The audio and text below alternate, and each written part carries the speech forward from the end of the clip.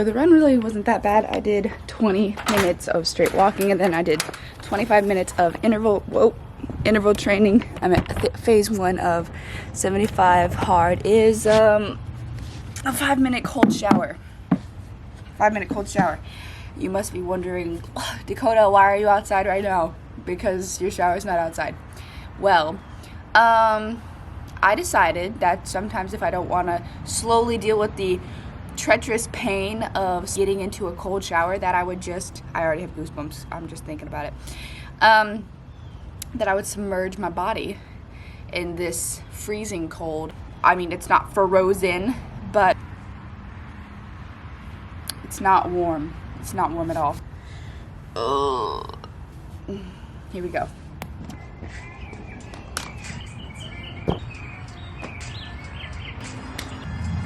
Ooh.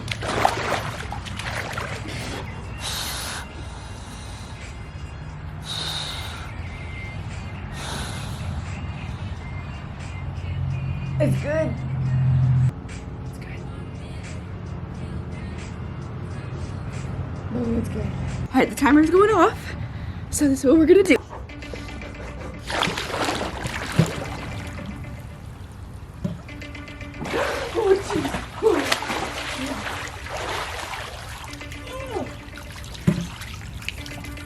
I feel awake.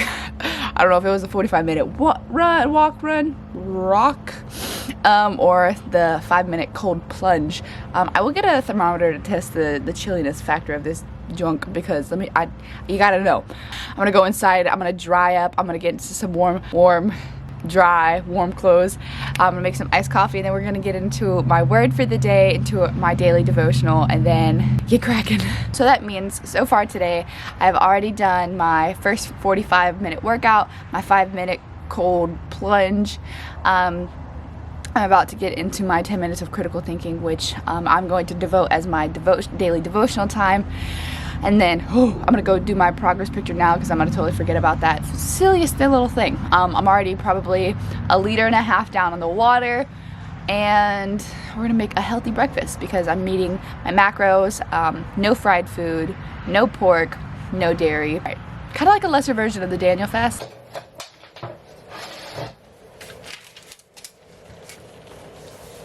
Holy heck yes. I'm gonna share really quickly kind of my time in the Word, because it was so gosh dang incredible. I'm reading through Genesis 6 through 7. It's a little deep, it's a little heavy, it's a little hardy, but of course we're gonna, you know, like, why dilute this stuff? Like, there's no, like, no. Here we go. All right.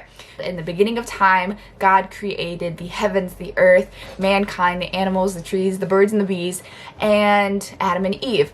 Long story short, Eve was tempted by a snake, symbolizing Satan, who had then told Eve it was okay to eat fruit from this tree that God initially said, you can do anything and everything that you want. You can eat all the fruits and all the vegetation that I've already given you. But there's one thing that you cannot do, and it is eat from this one tree. It was the tree of knowledge of good and evil. He said you can do everything but eat of this tree. All right, super duper simple. Like, can you imagine living in an absolutely perfect creation of the earth with God? Like, you're in communication with him, you get to talk to him like he's present. There's no shame, there's no guilt, there's no nothing. The reason God says not to eat of this, he goes, you will certainly die. Certainly die. Not like possibly, maybe, like you'll probably you won't feel the best. You'll die. So long story short, Eve's like gallivanting through the, garden. She comes upon this tree, and of course the tree is just gorgeous, beautiful, very luring, and the snake is like, are you sure what God said with like, are you sure that's what he meant? Are you sure that's like exactly what he meant? She was like, absolutely, we're not meant to eat from this tree because we will die. And then the serpent says, oh, surely you will not certainly die. Satan takes exactly word for word what God had said, because Satan knows him so personally and so closely. You will not certainly die, but this fruit will give you the knowledge of what God knows and all that he possesses. So of course, with temptation, she falls short of that and takes a bite. And of course, and then like Adam comes along and also takes a bite. So then bam, there is now shame and guilt set upon them. They realize that they're naked, and they hide, and they clothe themselves with fig leaves.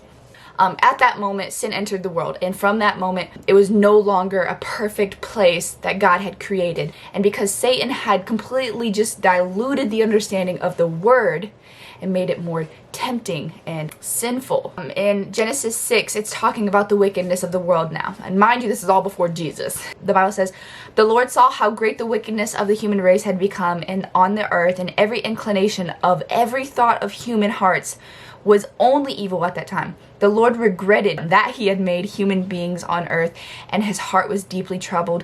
So the Lord said, I will wipe from the face of the earth the human race I have created."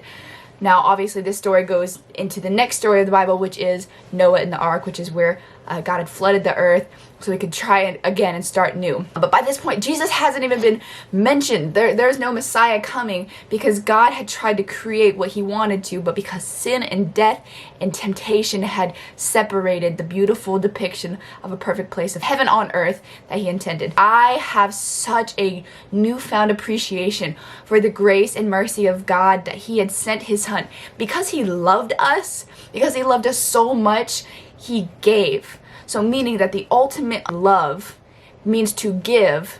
And if God our creator loved us so much that he gave, it is not a selfless act but a giving act to wipe that regret, to wipe that judgment of hearts and minds, to give us an opportunity to walk so beautifully and clean in Jesus Christ in belief of what he had done, that we now no longer have to live as a regret of our creator.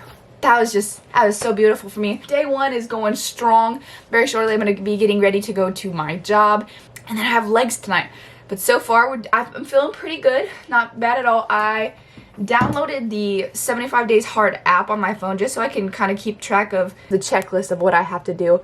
Those are the things that I've already got done. The book that I chose to read for my 10 pages is this bad boy right here. It is Stephen K. Scott, and it is The Greatest Man Who Ever Lived. Jesus, I don't know if you guessed that, but JC himself. That was my time in the Word. I hope it meant something to you because it meant everything to me. All right, here we go.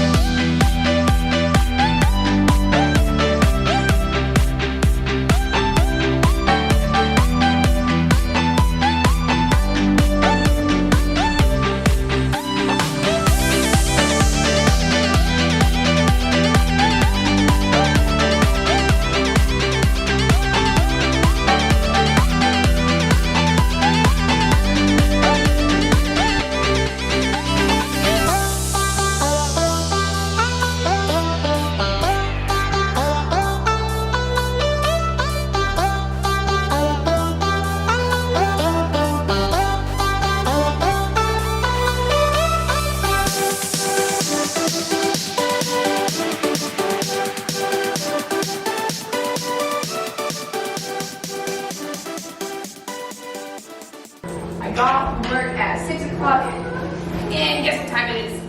It's 9, and we have a early morning in the morning. This officially wraps up day one of phase one. So for all my haters, I appreciate you. I'm just kidding, that doesn't matter. It doesn't matter. I have all my friends are all my friends.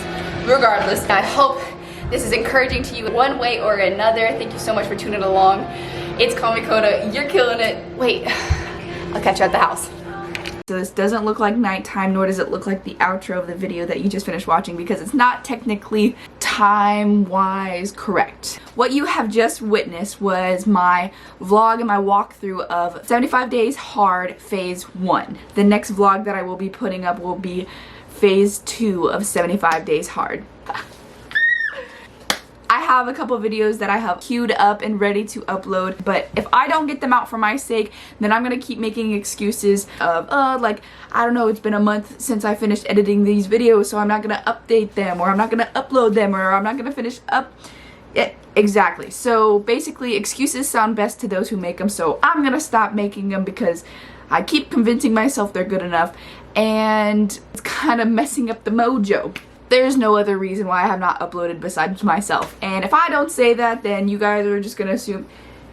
If you want to know why, it's been me. The next video will give you a little bit more explanation of that and all the details encompassed within that. However, you can follow me on all my social media handles. Instagram is definitely where I'm the most active, not in responding. I kind of suck at that regardless, but as far as my stories, my time in the Word, kind of what God's doing in my life, definitely Instagram is the way to find me. That definitely Instagram is where to find me at Call Me Kota. However, it is Call Me Kota. You're killing it, and I'll catch you later.